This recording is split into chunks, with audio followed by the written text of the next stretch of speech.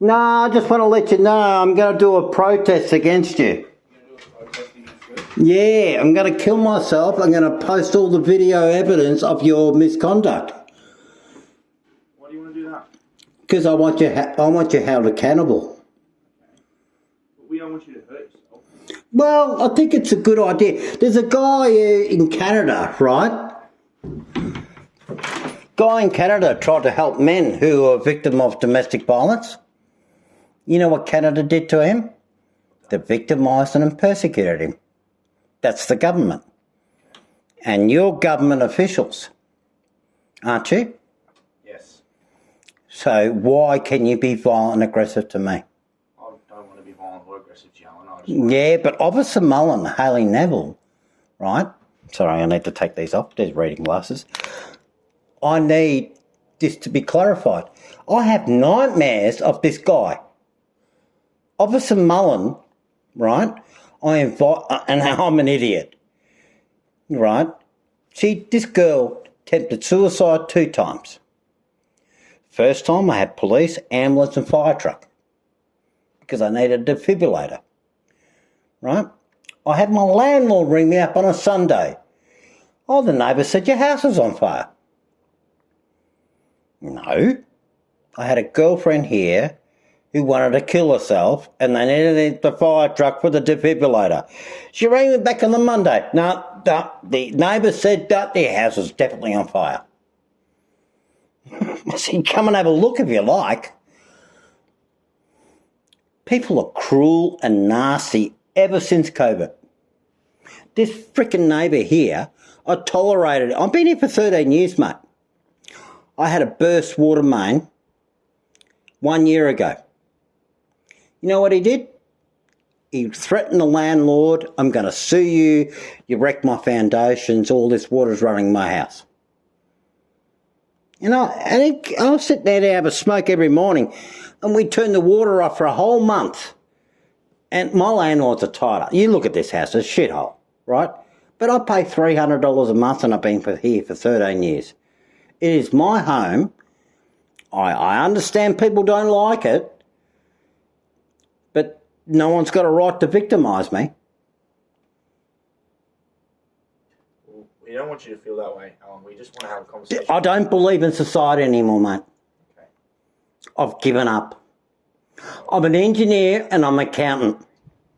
I work well with the Bank of Melbourne. I work well with corporate business, but I don't work well with vindictive, layman people. Uneducated people. I'm sorry my brother's a drug addict. I tried to help him over the last 30 years. He robbed me over $40,000 over that 30 years. Not just me, my mother, my father, my sister, my other brother. He is a nasty, vindictive drug addict. You look him up, Jason Hartel. Alan, I'm just worried about you at the moment. Anyway, I'm going to make a protest. I've contacted a videographer. All that video evidence, Jason, he's a drug addict, right? But I could deal with him. Olga's a female who's a very vindictive, vexatious person. Has sexual issues. She's not a drug addict, but severe alcoholic issues. And I called you guys to help me. In less than 2 minutes, Officer Mullen comes screaming down the hallway, "What happened to her arm? What happened to her arm?" And I said, "Mate, that happened on her last suicide attempt. You can call the Austin Hospital." "We can't do that." And I just want to start to feel his spit hitting on my face. And because I'm an educated, outspoken person, I said, okay, I understand the situation. I already knew this man wanted to beat the living shit out of me. And I said to him, I get it. You think you're a hammer and you think I'm a nail. I got all the video evidence. He lunged at me, grabbed my arm, the other 2 officers, and I said to him, you can't do that. I'm not under arrest. You're under arrest now. I said, what for? I called you. And they charged me, and I read the charge sheet, and they returned me back here after 25 minutes, locked me in the cell, beat the living crap out of me. And I come home and she's still lying in the bed. Suicidal. And I said, Olga, I'm reading this. Did you say to the police that I slapped you and told you to die? Because that's what I read. I said, Olga, you need to leave. And she becomes psychotic again and grabbed the knife. And I don't know if she's going to stab me with it or herself. So I grabbed the knife for her. I rang 000 and they charged her. And I had an IBO against her. But I always felt sorry for her. She seems to have a very, like my brother. No, okay, I'll forgive you. Everyone's human. And I'm stupid. I'm stupid. Oh, I don't want to be in this world anymore, mate. I don't like narcissistic, vindictive people anymore. You have no idea, because I'm a very kind, empathic person, right? And these nasty, vindictive people think they can walk all over me. But I'm educated. And I'll stand up my civil rights. Unfortunately, you guys, not you personally, but a lot of police officers do not. I'm a layman. You don't understand my education. When I work in my business, right, I get treated with dignity and respect. But as a layman, you're an alcoholic. You're a drug addict. Alan, I just want to come and try and help you in terms of your mental health. That's what we're here for. Mate, it has been years and years, and I'm telling you now, COVID destroyed me. Destroyed my business. And I have to admit, after Jason, that's 4 years ago, still haven't replaced it. Here, see that there? That happened about 2 months ago. These Lebanese arseholes at the end of the street, I've kept away from them all my life. Unfortunately, their children walked out on the street and I nearly ran them over. And I started to hyperventilate. And I walked out and all my shopping ended up on the floor. And I put my hazard lights on and I'm hyperventilating. Fuck, thank God I didn't hit those children. And then he walked out, he goes, what are you doing? I said, mate, I nearly run your children over. And then he walked out, he goes, you're that Aussie junkie. He's referring to my brother. And when I read the brief that Bellos did, their brief, right, he described the situation what my brother did to Caesar. Because my brother's a drug addict and he gets psychotic. He grabbed Caesar by the throat. All the neighbours came up and de-escalated. No police were involved. Neighbour number 2 witnessed it. He's a big man. And he de-escalated Jason. Right? And he did assault Caesar. But no police were involved. It was civilised. But that arsehole, those Lebanese in the corner, he stopped his car. He goes, oh, you went and bashed an old man. Come and pick a fight with me. And I know what my brother's like. He antagonised him. He goes, nice car. Be careful where you park it. So they started to hide their cars because I know my brother's a vindictive bastard. And it's exactly in the last, they don't leave their cars in the street after that last episode. I'm an outspoken person. I'm a liberal and I'm a Democrat. And I'm sorry people have to be violent and aggressive. Alan, we're just here to try and check on you and try and find a way that we can help you. I don't believe you. That's all I'm here for. I don't believe you, mate. Okay. I think you're all, look, you might be nice guys, right?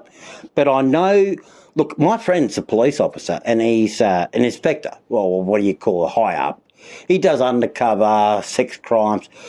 But this is going over 20, 25 years ago when I split up with my wife and we shared a house, right? Because he was broke. His daughter was 2 years older than mine. And end of the day, he was a good man. And I remember when he did sex crimes, he came home and bawled his eyes out. He couldn't catch this bastard. You know when he caught him, you know how happy he was? Because you know what he said? They could have been my daughter. That's a good police officer. What's your plans for the rest of the night, Alan? Now, my plans are the videographer's going to...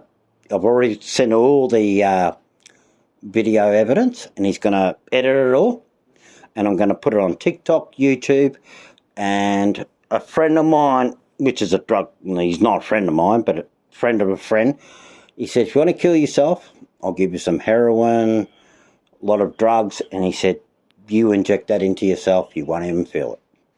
And when do you plan on doing that? After I post that video. It's in protest to the Victorian Police. And when do you plan on posting About 7 days. About 7 days. And why have you come to that conclusion? Because I'm not happy, mate. I don't feel part of society anymore. I've been ostracised and victimised by Victorian Police. I've been ostracised and victimised by that neighbour at the end of my street, and police have sided with them. Officer Ballos. I've got to go into the station tomorrow. She has some paperwork. The 2 false charges Olga Becker put on me took me 2 years to get over that, to get vindicated from those false charges. So I have another civil lawsuit. But yet again, you guys have qualified immunity, so I found out. You are not accountable. Okay. So you plan on coming and picking up some paperwork from the station tomorrow, you said? Well, maybe. Maybe. Yeah. I'm not in a good state, mate. I can't even go to work anymore. I'm so upset, mate. You have no idea how much the Victorian Police have destroyed me. And I hold you accountable, and I want the public to know that. What can we do tonight to try and start building towards fixing that? Well, uphold the right. Yep. And you don't do that. I know you don't do that. Okay. I know you employ violent criminals. That's the point. You employ... Your senior sergeant aids and abets criminal behaviour. How can Officer Mullen... You know what Hayley Neville did to me? She rang me up... No. She rang me up because she goes, oh, you got CCTV there. Is that recording me? She rang me up to find out. Because she knows she did the wrong thing. Alan, I just want to talk about you at the moment. I just want to try and come up with some way that we can leave here tonight and at least you feel like we've tried to help you. I don't believe you, mate. Um, How can I believe you? You've never met me, Alan. I know, but I know there's good police officers like Paul. He's a great police officer. I understand there's good people in the police department, but unfortunately your management are corrupt. Okay. But why don't you just try and converse with us for the moment? Because we're just here to try and help you. Yeah, but it's not you. You're an individual. It's not the individual police officer. It is the systemic management of police. Okay. That's what I've learned. Well, us as individuals, forget our uniform from here. We just want to help you as an individual. I don't, at the moment, mind about what management's doing. I'm just here tonight trying to help you and come up with some way that we can start trying to make you feel better. Okay? There's nothing you can do, mate. Okay. I've made my mind up. The world, I'm 55, mate. I'm getting old. And I'm sick of it. I've had a lot of narcissistic, vindictive relationships in my life. My father was a good man. He worked hard. He worked 2 jobs. But he would, in the 70s, he'd go to the pub and get drunk. Where's my dinner? And he'd bash my mother. As a kid, and mind you, my parents are Dutch, so everything was prim and proper. We had the nicest house, we had the nicest cars. Everything was all a show. But he could drag my mother out, throw her out the sliding door, and he would say to me, if you open that door, I'm going to beat the shit out of you. You know what I did? I opened the door. I got the shit kicked out of me, mate. Many a times by that arsehole. My dad just passed away a year and a half ago. I did shed a little bit of a tear, but honestly, the way he treated me and the way he treated my mother, I'd have no respect for that man. He's a coward. My brother Jason is tarred with the same brush. He's self-entitled, vindictive. My dad was very intelligent. Same as my brother Jason. Very intelligent person. But they use their intelligence in a narcissistic, vindictive way. I'm an educated person. And the thing is, you know the saying goes, the truth is misery. You know? Knowledge is misery. The truth and the facts of things can cause you misery. I wish I was dumb. But I'm not. I'm a perfectionist. I'm an engineer and I'm an accountant. I'm black and white. That's who I am. What's your plans for tomorrow? Tomorrow, the videographer, he's got all the videos today. And I've got to talk to him. He wants about $500. So once he collates all that, I didn't tell him my intentions, of course. Once I get that, then I can add on my protest to the Victorian Police and kill myself in front and video record it and put it on TikTok. Okay. That's tomorrow you want to do that? No, about 7 days because he hasn't made it yet. So all the last 4 years of evidence that I have, which I provided to Victorian Police, which weren't interested. You know, yeah, this is the funny thing, right? Olga's a drunk, right? First time Officer Mullen assaulted me, I was dragged into the courts with, she got safe steps. She got safe steps, right? Because she's a woman. She's got more rights than me. Anyway, I told her straight out. I said, I will be requesting a psychologist, basically, to look into her mental health issues. Because it was all bogus. Her claims are all bogus. She knew it was all bogus. So she backed down. Okay, I want to withdraw. 6 months after that, Officer Mullen and Hayley Neville conspired against me in a vicious, vexatious way and brought up the second charge, which was completely bollocks. And she even wrote in there, I believe Alan is a violent, vindictive man. I've still got the paperwork there. I'm going to take photocopy. I already have. I've taken all the photocopies of it off. I've got it on my phone. Given it to the videographer. All the false charges. And the malicious behaviour of Victorian Police. Those Lebanese arseholes, right? It's not my fault their children ran out in the road. Okay, I had 2 drinks while I was doing paperwork. I wasn't intoxicated. You can ask my daughter. She'll ring me up when she was a kid, you know, a young kid. No, sorry, darling, I'm home. I'm having a couple of drinks. I don't drive after. You know, after you work 10 hours, I don't want to go on the road. I'm tired. Alan, what's your plans tonight once we leave here? I'm going to do my writing. I want to articulate all this. Yep. And I want to make a protest. And I think my death would be a great, like that guy in Canada. No one wants. No, I think look, if I'm already a martyr. Let's face it. We want to try and figure out some way that. I've been here for 13 years, mate. I pay my way. I pay my taxes. I pay everything. I don't lie. I don't cheat. I don't steal. But unfortunately, these narcissistic, vindictive people come into my home and think they can walk all over me, and they invite you guys, and then you aid and abet their criminal behaviour. So, Alan, is there someone I can get you in touch with? Like some sort of mental health professional? I think, I'll tell you now, I need it. Okay. So I want to get you in touch with a mental health professional because obviously what you're saying is extremely concerning and we don't want to end it in a situation... I think it's the best way, mate. I'm 55. You have no idea how much arthritis. Seriously, a month ago, look, I have an irritable bowel and a diet. Look at the size of me. I lost 10 kilos the last month. I'm only about 80 kilos. So, in other words, I'm probably about 70 kilos, and I'm 6'1". Oh, 6 foot. I like to be 6'1", but I'm 6 foot. 5'11". Yeah. I've got a little bit shorter as I got older.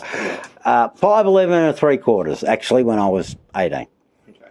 I was nearly 6 foot. Knocking on the door. Yeah, but anyway, I've always been skinny because I've always been athletic. Yep.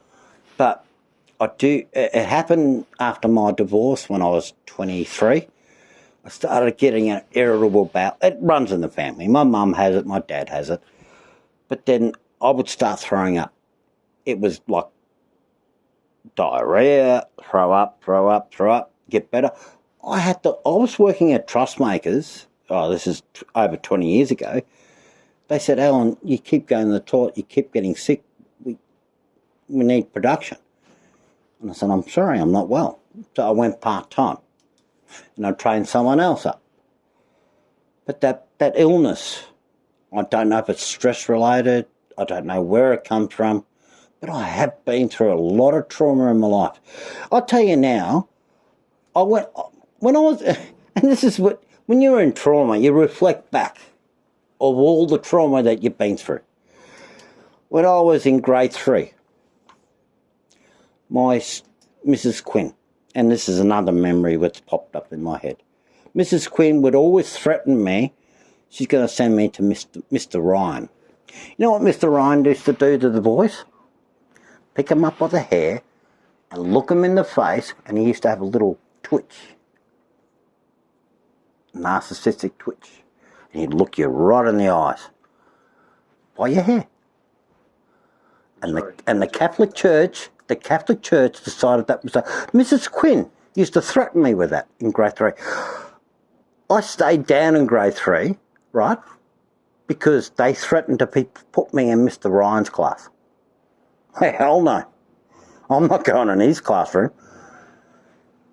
He was dismissed eventually because also he used to touch the girls up the arse.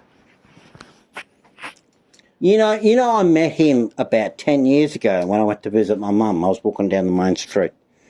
And his wife, who was my art teacher, lovely lady, chalk and cheese. Oh, hi, Alan. And I just froze.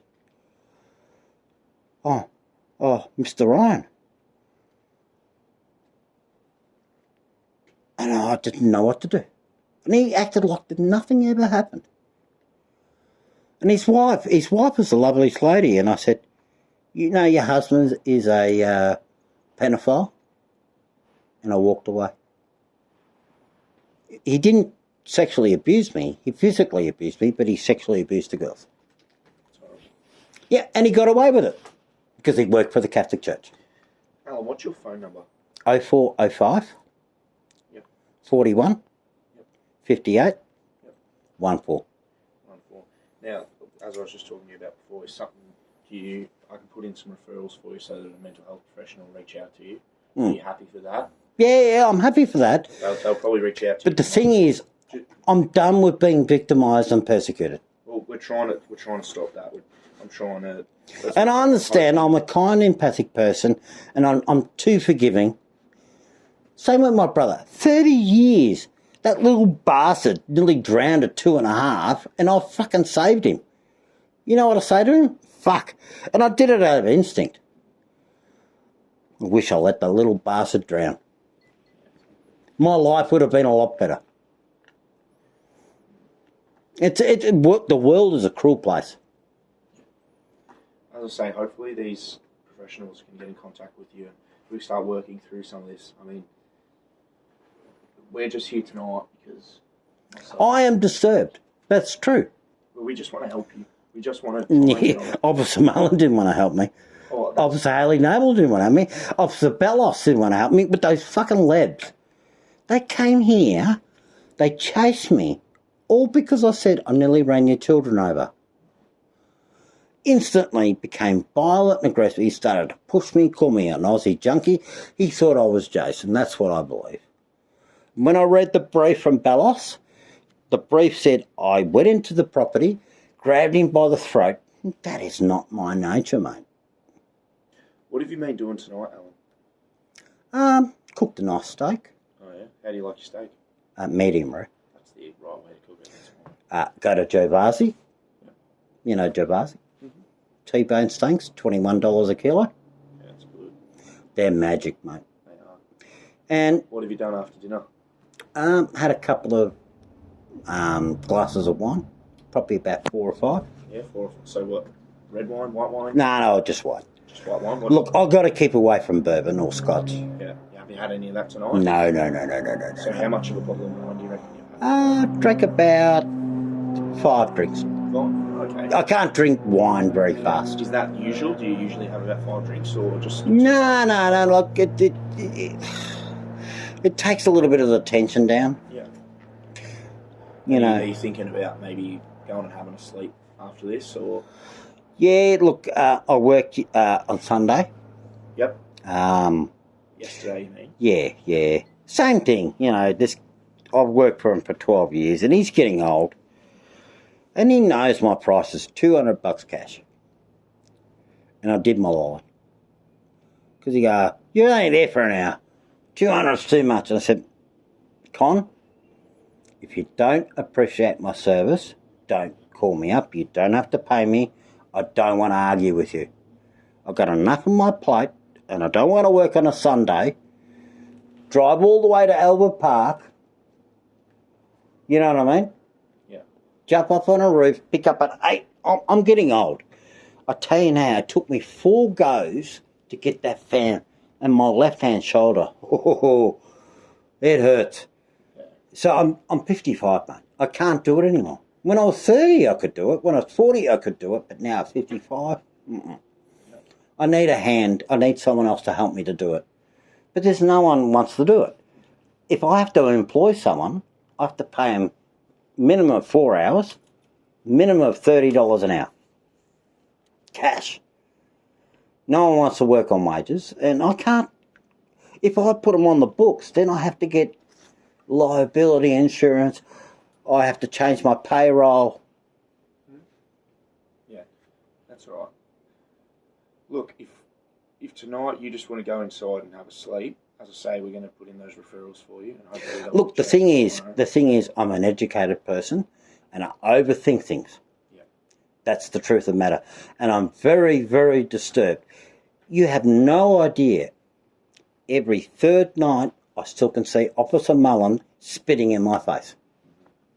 I'll never get over that. That's maybe something that's worth speaking to about. I'll never get over that. This professional, but I'll never get over that. And I made a complaint, right, 2 days after, and that was Officer Hayley Neville. And you know what her words were? He's a great officer. You're a violent, vindictive man who bashes women. That's what she said to me. I wasn't there, Alan. I can't. The thing is, no. I've got many recordings of your officers being judge, jury, and persecutor. Look, I'm sorry you employ people like that. When I worked in hospitality, right, I worked for Bruce Matheson, I worked for Zagamis. Bruce Matheson was the worst. They would employ subcontractors, and the security could be very, very violent and aggressive towards patrons. And I have a disdain for that. And I would pull them up. You have no right to be violent and aggressive towards patrons. Oh, they're an arsehole. I said, it doesn't matter, they're an arsehole. It's the same thing in the gaming room. I'd have people would blow, I don't know how much money, and get angry with the poker machine and start smacking it. And I walk up to them, I said, mate, what's wrong? You need to calm down. Like a 5-year-old child. Look around you. Everyone's looking at you. You're scaring people. So I de-escalate. I'm here to help you, like what you're trying to do now. I want to de-escalate. That is the way I work. I don't want to victimise and persecute people. I remember in the gaming industry, there's one girl, 18-year-old. Oh, no, she needed to be trained up as a supervisor. Okay. She was a narcissistic, vindictive person, and she was not a supervisor, mate. She ended up getting bashed by a patron. And I could see it coming. I warn management, she doesn't have the aptitude. Some people aren't designed to work with the public. That's the truth of the matter. So, look, I understand the patron shouldn't have smacked her, But she escalated and escalated. And we used to have forms, like, if you believe the poker machine ripped you off, you could fill out a form. Poker machines don't rip you off. Yeah, they do rip you off because that's what they're designed to do.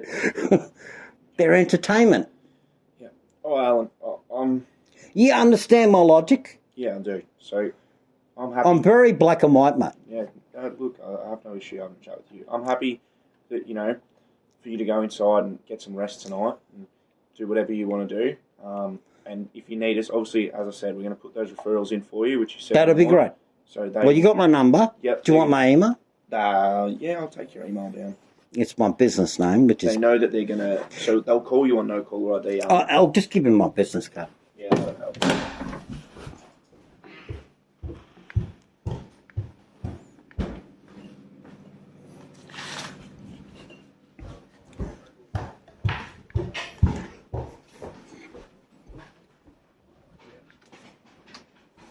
Thank you, Alan. All right. Hopefully, that's a big dog. She's a sweetheart, though. Yeah, she does look like. She's got a mean bark on her. She does. She scared the shit out of me. She scares the shit out of a lot of people. But she's a big pussycat. Yeah. She's a rescue. I got her from a mate who knew a breeder, was a farmer. And as a pup, she broke her leg. Yeah. And he was going to put her down. Oh, that's not good. Well, I'm glad. So I got her for free, but it cost me $1,000. Look, the Faulkner vet with the old owner. The Faulkner vet's not the same anymore. You know the Faulkner Hospital here, the vet used to be privately owned. The Chinese bought it. He was a great man. And I rang him up and said, because he looked after my cat. And I rang him up and said, look, I want to rescue a dog and I don't have a lot of money. He said, no, bring her in. It'll be under $1,000. And I brought her in. He tried to fix the leg. She was in the Faulkner vet for a whole month because of the swelling. They couldn't fix it because the farmer didn't fix it after 4 days. She had a broken leg for 4 days. When I picked her up, she was howling in pain. It was horrifying. So straight away I took the Faulkner vet after ringing him because it was up in, where was it? Warrnambool. I had to pick her up from Warrnambool. And I drove her straight up to Faulkner. I rang him from there. I said, look, I wanted to adopt this dog. She's got a broken leg. And he goes, oh, no, don't worry. It'll be under $1,000. I'll try to fix it.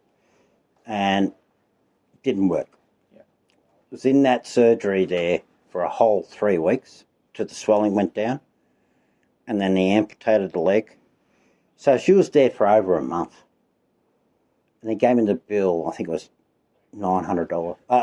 Yeah, $900. That's good. All right, Alan, we're going to let you go, okay? There's some good people in this world, but they're disappearing, mate. Yeah. Our society has become narcissistic and vindictive. Even I don't want to drive on the roads around here anymore. And I'm not a look, I understand I'm a Christian. I've got Lebanese friends. But I tell you now, some of these Lebanese, Middle Eastern people are just nasty and vindictive, especially the ones in the corner. And I was an idiot. I shouldn't have even bothered to speak to them. They instantly became violent. And they accused me for being drunk. And they chased me back home because what it was, my shopping landed on the floor. And I was cleaning it up, and he walked out the front, and he goes, what are you doing? And I said, sorry, mate, your kids ran out in the road, and I nearly ran them. I'm telling you, it was that bloody close. You know what it's like. You can imagine, if I ran those children over and killed them, I wouldn't live with myself. All right, Alan, we're going to let you go, okay? We've got to head off, but if you need anything, give the station a call, and I'll put those referrals in for you tonight, okay? Thanks, mate. All right, take care. Come on, Tessa.